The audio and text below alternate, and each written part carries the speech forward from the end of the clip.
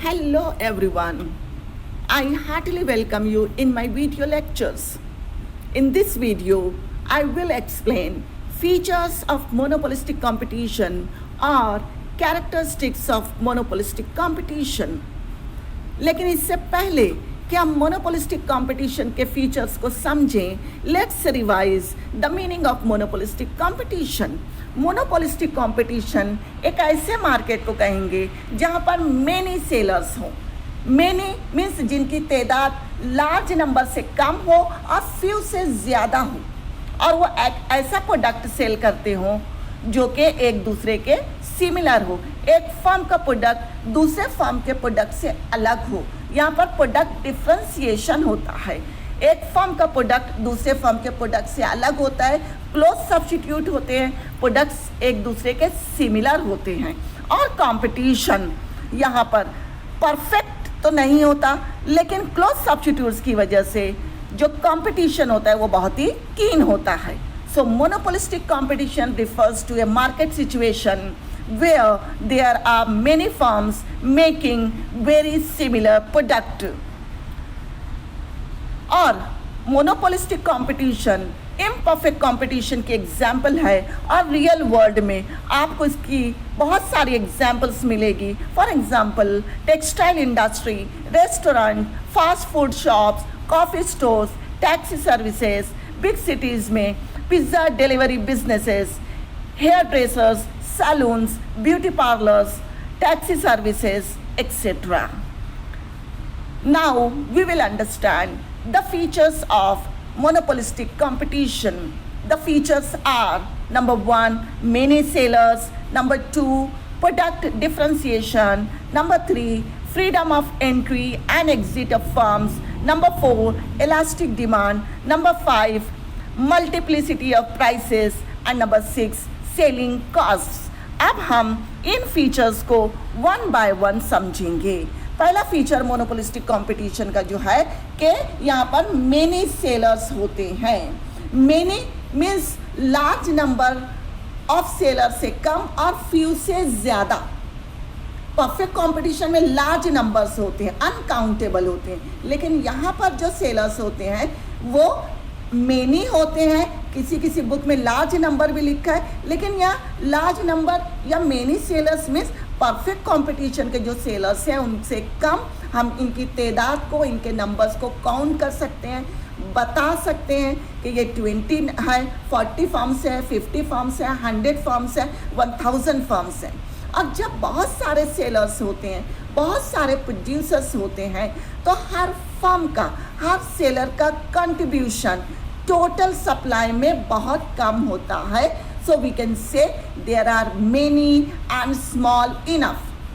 और जब हर सेलर का कंट्रीब्यूशन टोटल सप्लाई में कम होता है तो कोई भी सेलर अपनी प्राइस पॉलिसी को चेंज करके, प्राइस को कम करके, प्राइस को ज़्यादा करके, या आउटपुट पॉलिसी को चेंज करके, आउटपुट को कम करके, ज़्यादा करके दूसरे सेलर के सेल पर कोई ख़ास असर नहीं डालते.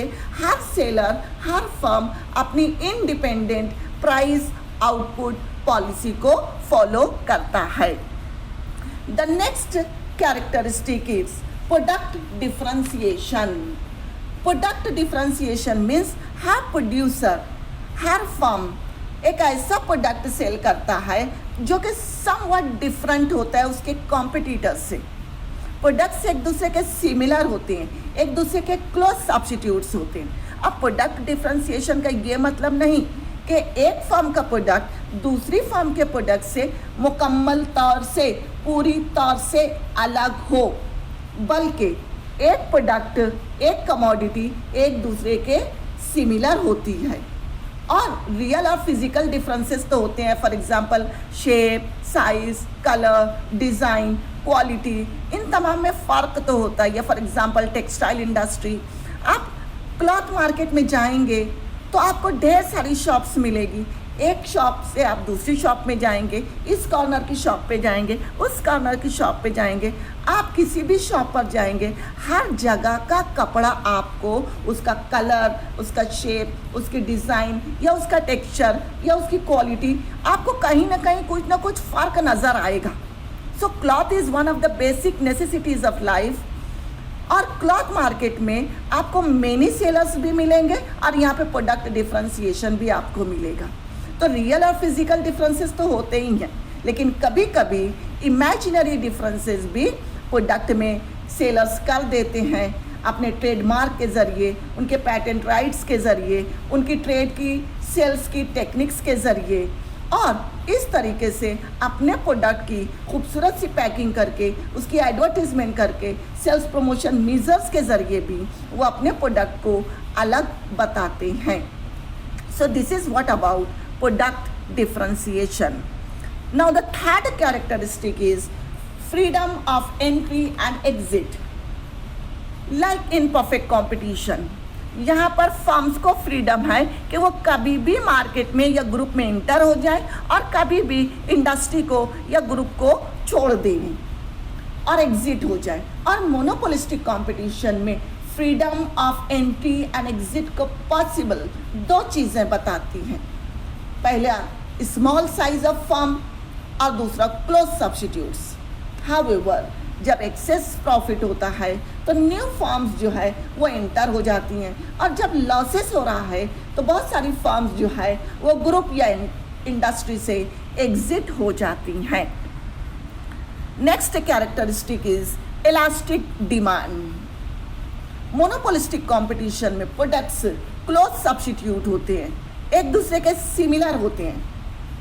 तो अगर कोई फर्म अपने प्रोडक्ट की प्राइस को कम करती है तो वो अपने कॉम्पिटिटर के बहुत सारे कस्टमर को अट्रैक्ट कर लेती है और उसका सेल बढ़ जाता है।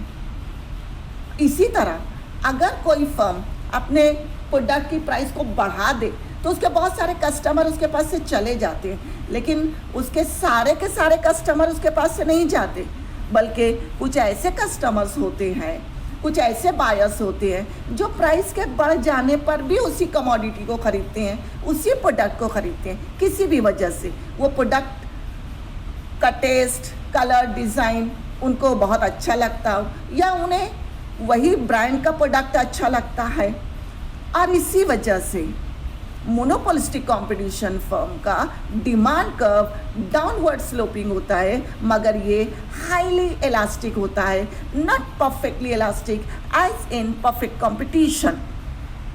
Next characteristic is multiplicity of prices. Monopolistic competition में हर फर्म का प्रोडक्ट एक दूसरे से अलग होता है, सिमिलर प्रोडक्ट्स होते हैं, क्लोज सब्स्टिट्यूट्स होते हैं। अब प्रोडक्ट डिफ्रेंसिएशन की वजह से हर फर्म की कॉस्ट भी अलग होती है।